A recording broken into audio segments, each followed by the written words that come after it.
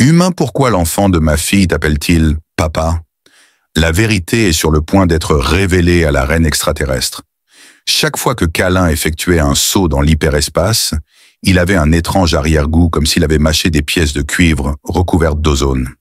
Alors qu'il observait les motifs familiers des étoiles réelles émerger du désordre tourbillonnant du non-espace, il appuya sa paume contre le bord de la fenêtre, à bord du croiseur diplomatique Meridian. Veyrat était entrelacé dans cette tapisserie céleste, mais de ce point de vue, ce n'était qu'une autre tache de lumière, abritant bien trop de souvenirs embrouillés. Avec la facilité de quelqu'un qui avait fait ce trajet une centaine de fois auparavant, le capitaine Torres demanda à l'ambassadeur « Première fois à travers la jonction de Kepler, en s'installant dans le siège de copilote. Tout en ajustant délicatement sa mise au point, son œil robotique scannait l'écran de navigation. Câlin a dit « troisième », sans entrer dans les détails. La première fois, c'était pour des affaires officielles, un échange culturel ordinaire qui avait pris une tournure extraordinaire. La deuxième fois, c'était une évacuation d'urgence suite à un différend commercial au cours duquel l'hégémonie a brièvement envisagé de vitrifier tout le système. Cela semblait différent cette troisième fois. Il attendait délibérément puisqu'il n'était pas sûr de devoir regarder trop attentivement. Torres haussa le sourcil naturel. La première fois que la plupart des gens ont sauté dans l'espace de Kepler est gravée dans leur mémoire. La chimie du cerveau est perturbée par les champs gravitationnels. Après la mort, certaines personnes affirment avoir vu des êtres chers décédés. Certaines personnes affirment même pouvoir goûter différentes couleurs des semaines plus tard. Câlin a dit avec une pointe de sarcasme qu'il se souvenait. « J'ai été paralysé par la peur que la couleur bleue me déteste pendant 3 jours. » Un doux carillon provenant du réseau de communication interrompit le rire du capitaine. Au-dessus du panneau de contrôle, une image holographique d'une belle femme aux longues oreilles pointues de la race Vroati apparut. Elle dégageait un air de formalité raffinée avec son teint clair. Lors de ses précédentes visites, Câlin avait mieux compris la gamme émotionnelle des couleurs de peau des Vrati, mais il sentait qu'il manquait encore beaucoup de subtilité. La personne parlait avec la qualité musicale de la voix de l'ambassadeur Câlin, ce qui faisait que tout discours Veyrat sonnait comme quelqu'un qui préférait chanter selon la silhouette. « Je suis marin, un conseiller. Veuillez accoster à la Flèche Royale plutôt qu'au port commercial. La reine Harina vous accueille chaleureusement. L'aile diplomatique a été préparée pour vos quartiers. L'hologramme a reçu un signe de tête de Câlin. Mes sincères remerciements à Sa Majesté. À quel moment entrerons-nous en approche orbitale? En supposant des schémas de circulation réguliers autour des fermes de cristal, cela devrait prendre environ 4 heures. En supposant que son souvenir soit exact, Marin le conseiller sentit un léger changement dans son teint, vers une teinte orange plus chaude. La basse atmosphère a connu un comportement étrange, bien que je me sente obligé de vous en avertir. À cette période de l'année, les sprites d'aurore sont en pleine force. Nos systèmes GPS ont été ravagés par eux. Avec un reniflement, Torres s'en alla de son côté. Phénomènes électromagnétiques qui sont sensibles. L'univers semble parfois avoir un sens de l'humour abondant, presque au point d'être agaçant. Câlin fixa le disque en expansion de Veyrat une fois que la liaison fut coupée. Les formations cristallines qui formaient la base de la technologie Vroi et le fondement de leur société brillaient à travers les nuages qui dissimulaient la majeure partie de la surface de la planète. Les scientifiques sur Terre se demandent encore comment ces cristaux ont réagi aux états mentaux et émotionnels en s'étendant comme des organismes vivants. Une symbiose presque magique s'est développée entre les Verratti et leur planète, car ils servaient de fondation à toutes leurs villes et vaisseaux spatiaux. « Tu l'envisages, n'est-ce pas ?» demanda Torres, brusquement surprenant Câlin. « Je vous en prie, princesse Saria. Les nouvelles voyagent vite, surtout parmi la communauté diplomatique. La Verratti captiverait n'importe quel humain qui poserait les yeux sur elle, » dit le capitaine avec un éclat de connaissance dans son œil biologique. En raison de leur haut niveau d'empathie, ils sont excellents pour négocier, mais horribles pour tromper les autres. Ce n'est pas bon. Après avoir commencé, Câlin fit une pause. Il n'y avait guère besoin de contester quelque chose qui avait probablement déjà été discuté parmi la moitié de l'élite diplomatique de la galaxie. Eh bien, ce n'est pas facile. Quand on a affaire à des gens qui peuvent lire vos émotions à partir de la couleur de votre peau, c'est toujours un défi. Sarment de l'autopilote. Torres se recula dans son siège. J'ai commencé ma carrière sur un navire marchand, Veroti. Après avoir regardé le capitaine pendant 3 mois, j'ai finalement cessé de rougir. Il lui a fallu environ 3 secondes pour comprendre ce que cela signifiait. Les sirènes de proximité ont commencé à retentir doucement, alors qu'ils approchèrent de la zone orbitale extérieure de Vrata. La magnifique dentelle des fermes de cristal pouvait être vue par Kalin à travers le hublot. Dans l'immensité de l'espace, des formations gigantesques, se formant selon des motifs géométriques exacts, ressemblaient à des éclairs gelés. Les vaisseaux naviguent entre eux avec la finesse de poissons passant à travers un récif artificiel. Comme c'était caractéristique de toute la technologie Veroti, leur coque irradiait une lumière bioluminescente. Une voix du contrôle du trafic a informé que la demande d'amarrage avait été approuvée. Royal Spire, quai 17. Vera vous accueille de nouveau. Kalin l'ambassadeur. Un sentiment de malaise et d'excitation se nouait dans l'estomac de Kalin alors que le bord du méridien entrait dans son vecteur d'approche. Il pensait avoir saisi les limites des possibilités à travers les espèces, les univers et les individus, aux histoires évolutives radicalement différentes la dernière fois qu'il avait visité cet endroit. Cela allait bientôt changer pour lui. C'était de sa faute. C'était comme si un orchestre invisible dirigeait tous les mouvements dans le quai d'amarrage des Royal Spire.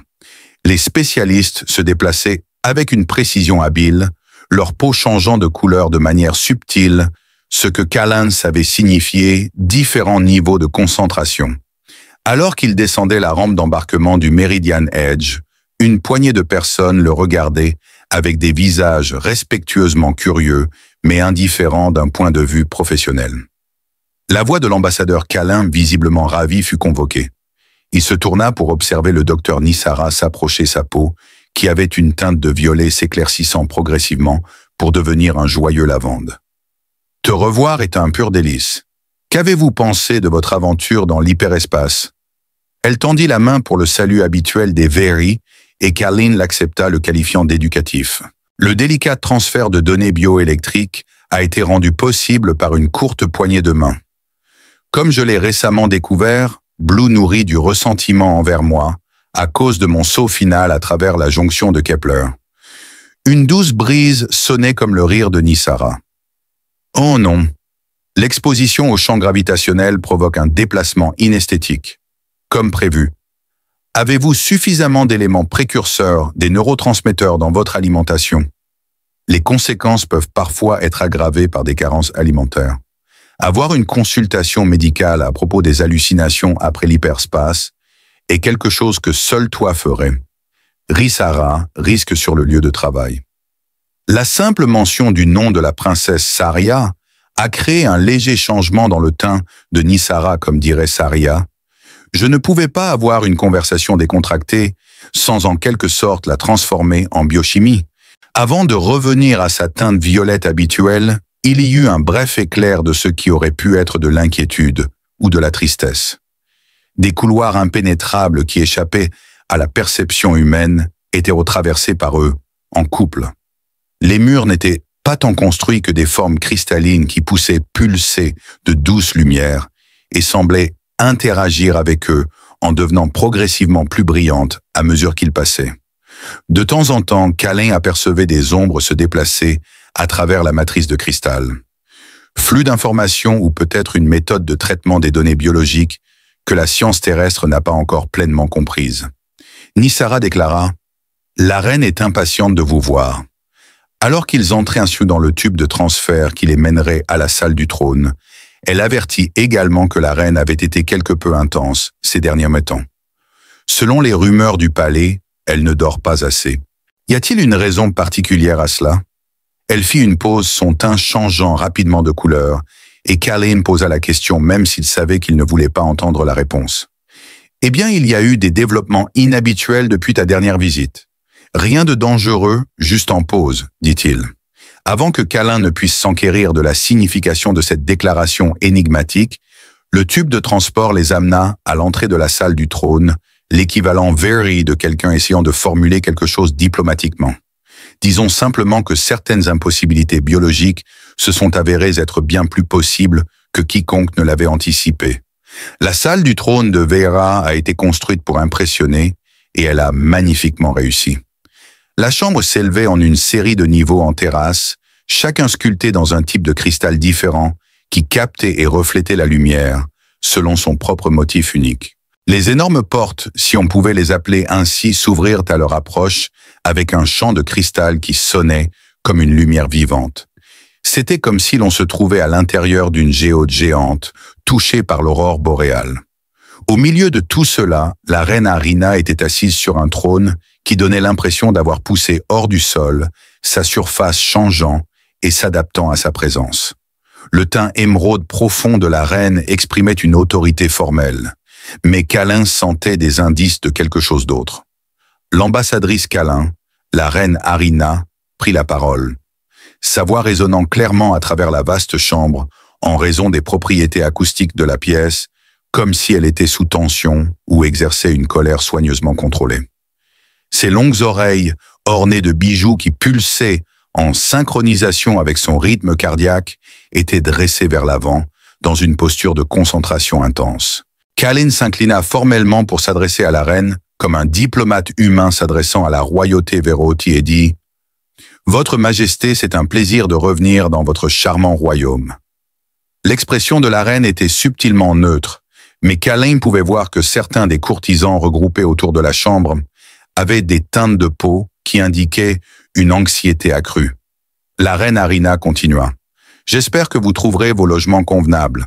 Le docteur Nisara a organisé une séance d'information culturelle complète pour demain matin. Je comprends que vous êtes intéressé par l'examen de certains de nos sites archéologiques pendant votre séjour. C'est très généreux, Votre Majesté. » Après avoir confirmé que quelque chose n'allait définitivement pas, il ne pouvait toujours pas déterminer exactement ce que c'était. Je suis particulièrement curieux des ruines précons de l'hémisphère sud, qui, selon mes premières découvertes, pourraient contenir des informations concernant un rire aigu qui résonnait à travers la salle du trône, suivi du bruit rapide de petits pieds sur les sols de cristal. Kalin tourna son attention vers le son alors qu'une petite silhouette passait en courant devant les courtisans, assemblés évitant les robes et les armes cérémonielles, avec la résolution courageuse d'un tout petit. L'enfant, qui était clairement d'ascendance mixte, n'avait pas plus de 18 mois et avait une apparence clairement humanoïde avec des oreilles allongées, montrant une ascendance. Very, mais quelque chose d'autre dans son visage et son teint, laissait entrevoir quelque chose de tout à fait différent. La salle du trône devint silencieuse à l'exception du doux bourdonnement des formations cristallines et du battement de cœur soudainement audible de Kalin. Quelque chose qui fit froid dans le dos à Kalin, avec une reconnaissance soudaine. Papa cria l'enfant en parfait bien que simple galactique commun, en sautant directement sur les jambes de Kalin et en s'accrochant avec une force surprenante. Il jeta un coup d'œil à l'enfant qui le regardait avec des yeux forts et intelligents, qui semblaient inconfortablement familiers, puis il leva lentement les yeux pour rencontrer ceux de la reine Arinas, dont la peau avait pris une teinte dangereuse de rouge faisant baisser la température de la pièce de quelques degrés. « Eh bien, dit-elle, sa voix dégoulinant d'une arête tranchante, malgré sa qualité mélodique, cela devrait être intéressant. » Sa présence remplissait la chambre privée sous la flèche royale, comme un système orageux à peine contenu, la faisant paraître beaucoup plus petite que la salle du trône. La peau de la reine Arina avait pris une teinte bordeaux profond que Kalin avait appris à reconnaître comme indiquant une fureur soigneusement contrôlée, le genre qui précédait soit des solutions très diplomatiques, soit des solutions très non diplomatiques. Assise dans une chaise qui se moulait à sa forme, elle dit « Pourriez-vous m'expliquer pourquoi mon petit enfant semble s'être imprégné de vous comme un dragon quantique nouvellement éclos ?» Kalin était assis en face d'elle, parfaitement conscient que l'enfant, qui avait été attiré par une infirmière incroyablement patiente, avait laissé de petites empreintes de main sur sa veste diplomatique. « Votre Majesté, je dois admettre que je suis tout aussi surpris que vous. Je n'aurais jamais imaginé que les études de ma fille en xénobiologie pourraient avoir des implications dans le monde réel. » Les oreilles de la reine tressaillaient, trahissant un mélange d'irritation et d'amusement amer, et ce n'est qu'il y a 18 mois, juste après votre dernière visite, qu'elle a commencé à montrer des signes de ce que nos médecins ont d'abord suspecté être un cas inhabituel d'intoxication alimentaire. C'était comme si un puzzle que Callen aurait préféré ne pas résoudre se mettait lentement en place dans sa tête. Saria était enceinte comme il l'avait brillamment déduit. Juste au moment où je commençais à m'inquiéter du déclin de la formation diplomatique humaine depuis le siècle dernier, la peau de la reine Harina prit une teinte légèrement orangée. Sarcasme, définitivement du sarcasme. Oui, ambassadeur. Callen se frotta les tempes, sentant le début de ce qui allait se révéler être un mal de tête spectaculaire. Il est bien documenté que les humains et les Vati ont une incompatibilité génétique bien documentée. Les systèmes reproducteurs sont complètement différents. Oui, incompatibles. Il s'avère que ce n'est pas autant que nous l'avions anticipé. Ma fille était enceinte d'un enfant qui, selon tous les xénobiologistes de 3 systèmes stellaires, ne devrait pas exister. En présence de la reine, les systèmes bioronçons du palais ont commencé à mal fonctionner. Chaque fois qu'elle était dans la pièce, toutes les formations de cristaux dans un rayon de 50 mètres commençaient à afficher d'étranges motifs de données et les pas de la reine qui arpentait la pièce faisaient résonner de légères harmonies sur le sol cristallin. Ce n'était pas dû aux nausées matinales ou aux changements hormonaux. Étrange, voire sans précédent, l'enfant interagissait déjà avec notre technologie avant même sa naissance. La reine Harina arrêta de marcher et fixa Callen avec un regard troublant, le laissant se demander comment ce miracle de la xénobiologie avait pu se produire. Un rougissement se répandit sur les joues de Callen alors qu'il parlait à la reine. « Votre Majesté, je vous assure que toute relation que j'ai eue avec la princesse Saria était entièrement. » L'expression de la reine s'adoucit et son teint prit une teinte qui aurait pu être de la compréhension. « Pensez-vous que je n'ai pas été informé de vos pérégrinations nocturnes dans les jardins du palais lors de votre dernière visite ?» demanda-t-elle avec un regard interrogateur. Je ne remets pas en question la nature de votre connexion, ambassadeur. Je remets en question ses résultats. Juste au moment où Callen allait répondre, une douce sonnerie signala l'arrivée d'un message. Un écran holographique apparut à côté du fauteuil de la reine, affichant l'expression inquiète du docteur Nisara. « Votre Majesté, je m'excuse de vous interrompre, mais il y a un problème dans la nurserie. Le bébé de 18 mois a activé l'un des cristaux de diagnostic et essaie de réinitialiser le contrôle climatique de la pièce. » La reine Harina ferma les yeux et prit une profonde inspiration. Comment un bébé peut-il réinitialiser quoi que ce soit? C'est la partie intrigante.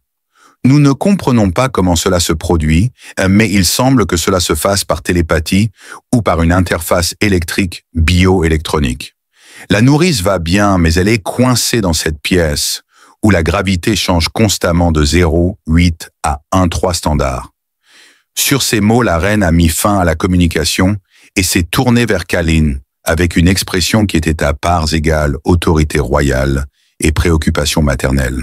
Ils traversèrent à toute vitesse des couloirs qui n'étaient certainement pas censés pulser de cette teinte spécifique de vert inquiet, mais je pense qu'il est temps que tu rencontres ou plutôt, je pense qu'il est temps que tu sois correctement présenté à la petite Kira. Ça arrive régulièrement, demanda-t-il alors qu'ils attendaient d'un tube de transfert. Tous les jours, parfois toutes les heures. Nous avons remarqué que d'autres membres du personnel du palais montraient divers degrés d'inquiétude dans leur teint. Pour pouvoir suivre les réparations, nous avons dû désigner une équipe spéciale de techniciens, a déclaré la reine avec une pointe de tendresse fatiguée dans la voix. Le personnel médical débat encore pour savoir si c'était comestible après qu'elle ait réussi à se connecter au synthétiseur alimentaire de la cuisine la semaine dernière et ait généré ce que le chef a appelé une expérience gastronomique qui remettait en question la notion de saveur.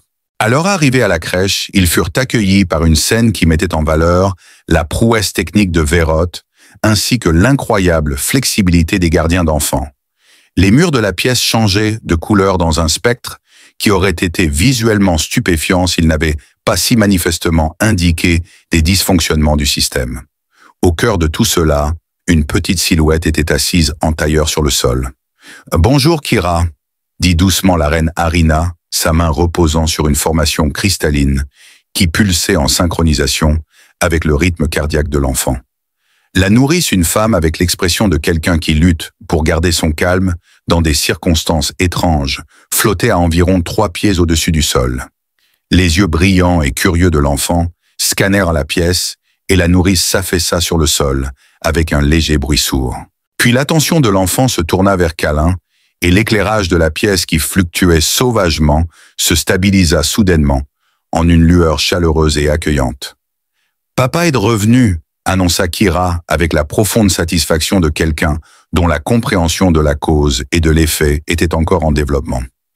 Câlin s'agenouilla au niveau de l'enfant, pleinement conscient du regard attentif de la reine Harina. « Bonjour, bonjour Kira. La réunion d'information sur l'expédition s'est tenue dans ce que la reine Harina appelait gentiment la salle de situation. » Le jeune homme sourit et tendit la main pour toucher son visage avec de petits doigts, ce qui fit résonner tous les cristaux de la pièce en parfaite harmonie. Avec l'odeur de jus de fruits fermentés et les restes des leurres de pêche holographiques de la collection royale d'Appa, exposés sur un mur, Câlin avait des soupçons qu'il avait été converti d'une utilisation plus récréative. La princesse avait été vue pour la dernière fois, entrant dans le système de caverne de Vortak il y a 6 mois, et le docteur, comme Nazara l'a décrit, elle examinait d'étranges signatures de biorésonance qui avaient été détectées dans les chambres inférieures en utilisant une carte tridimensionnelle qui montrait le réseau souterrain avec des détails troublants. Le capitaine Torven, un officier militaire endurci de Veroti, dont les oreilles cicatrisées trahissaient des conflits menés à une époque moins diplomatique, se moqua de l'idée. Selon Nisara, « À mon époque, nous les appelions des choses qui pourraient vous manger, et nous restions loin d'elles. » Câlin observa le système de cavernes holographiques et prit mentalement note de la façon dont certains passages semblaient pulser avec leur propre lumière interne. C'était avant la réalisation que la moitié de l'écosystème de la planète est en fait un seul organisme interconnecté. La question à laquelle la princesse Saria tentait de répondre était de savoir si ces schémas énergétiques étaient des formations naturelles ou artificielles. La reine Harina entra dans la pièce avec la petite Kira sur la hanche, et l'enfant commença à tendre la main vers l'affichage holographique, ce qui fit clignoter et changer de couleur plusieurs passages de la grotte. « Arrête ça, chérie, cette belle carte n'est pas un jouet. » La reine murmura, « Peut-être que ce n'était pas la meilleure idée de l'amener avec nous. » Le docteur Nizara regarda curieusement l'affichage modifié et répondit, « En fait, Kira pourrait bien avoir trouvé quelque chose. Regardez cette configuration. Cela révèle des passages que nos protocoles de cartographie standard ont complètement manqué. » Kira gloussa ensuite et réussit à faire pivoter l'ensemble du système de caverne de 90 degrés. « Cet enfant a reprogrammé nos synthétiseurs alimentaires pour créer quelque chose qui brille dans le noir et a le goût du regret, » observa le capitaine Torven en examinant les nouveaux passages avec l'expression de quelqu'un qui avait passé trop d'années à se méfier des choses qui semblaient trop pratiques. Ou peut-être qu'elle les créait. « Avez-vous envisagé cette possibilité ?» Le capitaine Nisara répondit que les enfants ne génèrent pas spontanément des tunnels souterrains. Torv a rencontré cet enfant et je n'écarte rien. Câlin était entassé dans une capsule avec le docteur Nisara et suffisamment d'instruments scientifiques pour remplir une petite station de recherche, tous semblant infestés d'insectes croisés avec des magasins de meubles. Les capsules avaient une propension inquiétante à se déplacer furtivement quand personne ne les regardait directement. Et ainsi, alors qu'il plongeait vers la surface de la planète Nisara, demanda « Comment te sens-tu en découvrant que tu es le père du premier enfant impossible de la galaxie ? Je n'arrive pas à y croire. Il y a 2 heures à peine, je me demandais si j'avais emporté assez d'antiacide pour Vroy Cuisine. Maintenant, c'est complètement surréaliste, dit Câlin, inspectant pour la 3e fois les joints de son costume environnemental. Voyez les choses ainsi. Je semble être apparenté à une enfant qui considère apparemment les règles de la physique comme des recommandations amicales. Tant qu'elle ne se met pas dans des situations que vous ne pouvez pas gérer, vous n'aurez à vous soucier de rien. Le capitaine Torven annonça la procédure standard, sa voix légèrement déformée par le système de communication, alors qu'ils entraient dans la caverne qui s'ouvrait comme la gueule d'une créature massive morte, avec les mâchoires ouvertes de surprise. Les lumières portables de l'expédition ne pouvaient éclairer que les premiers mètres de l'obscurité, mais Câlin pouvait distinguer des formations qui pulsaient de leur propre lueur, bioluminescentes plus loin dans les tunnels. Personne ne s'éloigne jamais seul. S'il rencontre quelque chose qui pourrait être vivant, il le signale immédiatement. Le docteur Nissara a demandé « Surtout alors ?» La première chambre dans laquelle ils sont entrés a choqué Callan, qui s'attendait à ce que les systèmes de grottes souterraines soient un peu mystérieux et inquiétants. Au lieu de pierres brutes, les murs étaient lisses et courbés comme s'ils avaient été façonnés par l'eau ou par une pensée en mouvement. Des formes cristallines pendèrent du plafond comme des lustres, chacune fredonnant une mélodie particulière.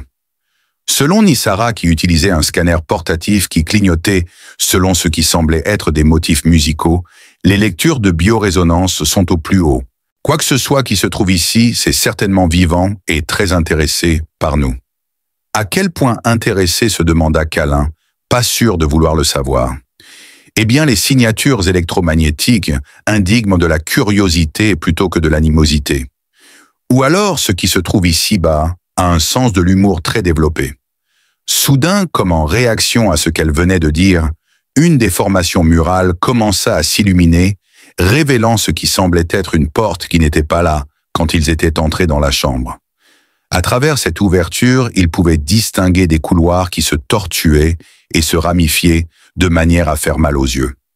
Le capitaine Torven demanda sa main, reposant nonchalamment sur la poignée de son arme. « Est-ce que quelqu'un d'autre a l'impression qu'on nous guide vers un endroit précis ?» Nissara étudia les lectures de son scanner et répondit « Oui, définitivement. Le système de grotte réagit définitivement à notre présence, mais pas de manière menaçante, plutôt comme s'il essayait de nous montrer quelque chose. » Le message entrant fut signalé par un doux carillon provenant de l'unité de communication de Kalin. La voix de la reine Arina traversa les interférences alors qu'elle demandait le rapport de situation du chef de l'expédition.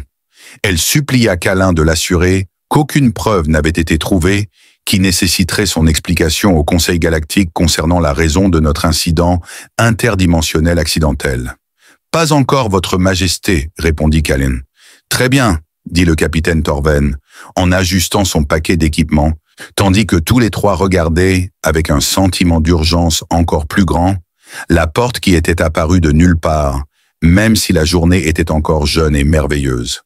Oh, et Callan. Kira continuait à pointer les capteurs de terre profonde du palais et à dire « Maman, je pensais que tu devrais savoir. » La communication se termina. Allons trouver une princesse disparue. Le laboratoire qu'ils trouvèrent dans la pièce la plus basse ressemblait à un projet que quelqu'un aurait réalisé en combinant un jardin botanique avec une installation de physique quantique, puis en chargeant un extraterrestre exceptionnellement créatif de l'accentuer. Au milieu de tout cela, la princesse Saria était assise enfin, peut-être que... Assise n'est pas la meilleure façon de décrire sa position, car elle semblait intégrée à ce qui ressemblait à une chaise vivante, fabriquée du même matériau cristallin que les parois de la grotte au milieu de formations cristallines qui semblaient exister dans plus de dimensions que l'œil humain ne pouvait percevoir adéquatement. Des organismes bioluminescents pulsaient, selon des motifs qui laissaient entendre leur implication dans une conversation compliquée.